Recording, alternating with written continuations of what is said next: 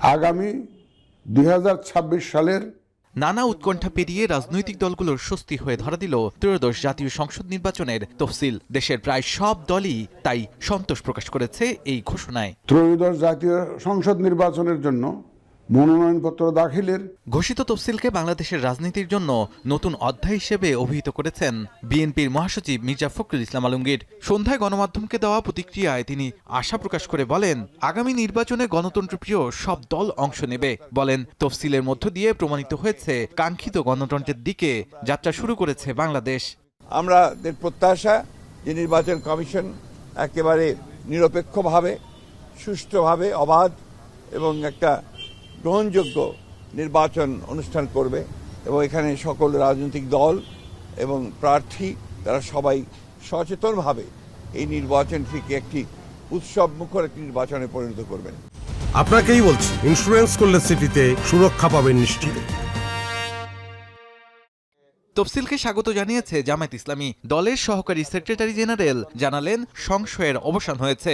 আর secretary general মিয়া গোলাম পরোয়ার বললেন, তফসিল ঘোষণার মধ্য দিয়ে সুষ্ঠু নির্বাচনের প্রথম ধাপ শেষ হলো। লেভেল প্লেইং ফিল্ড নিশ্চিত করা সহ সব চ্যালেঞ্জ কমিশনকে উচ্চানোর আহ্বান তার। নির্বাচনকে সুষ্ঠু নিরপেক্ষ করার জন্য লেভেল প্লেইং ফিল্ড, 18 কোটি মানুষের যে গণ আকাঙ্ক্ষা সেটা প্রতিফলন হতে পারে। সেই জন্য সরকার, নির্বাচন কমিশন, রাজনৈতিক দল এবং জনগণকে খুব দৃঢ়তার সাথে পদক্ষেপ না নিলে শুধু তফসিলেই আমরা খুব উচ্ছ্বসিত নই।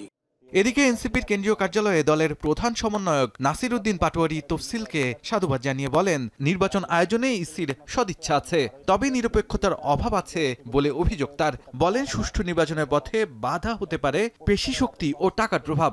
আইন শৃঙ্খলা এবং সার্বিক পরিস্থিতি বিবেচনায় সরকার এবং নির্বাচনের কমিশনের আমরা দেখতে পাচ্ছি নিরপেক্ষতা এবং সক্ষমতার কিছু অভাব রয়েছে। আশা করব সরকার সেই বিষয়গুলো কাটিয়ে উঠে বাংলাদেশকে একটি সুন্দর নির্বাচন উপহার দিবে। তফসিলকে স্বাগত জানিয়েছে গণ অধিকার পরিষদও।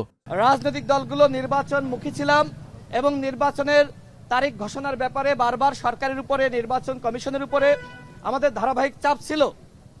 যাই হোক, আজকে নির্বাচন কমিশন নির্বাচনের তারিখ ঘোষণা করেছে। আমরা অন্তর্বর্তীকালীন সরকার এবং নির্বাচন কমিশনকে ধন্যবাদ জানাচ্ছি।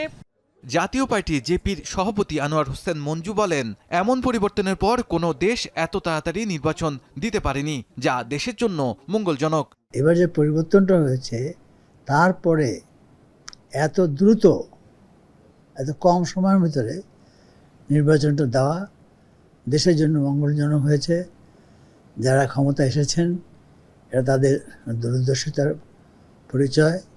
তফসিল ঘোষণার মধ্য দিয়ে আগামী নির্বাচনের সংশয় কাটিয়ে নতুন বাংলাদেশের পথে আরেক ধাপ এগিয়ে গেল বলে মত দিয়েছে রাজনৈতিক দলের নেতারা। আমরা বেশ কিছু গুরুত্বপূর্ণ কাজ সম্পাদন করেছি। শাহাদাত অভ্র, এখন, ঢাকা। উল্লেখযোগ্যভাবে কমিয়ে আনা হয়েছে।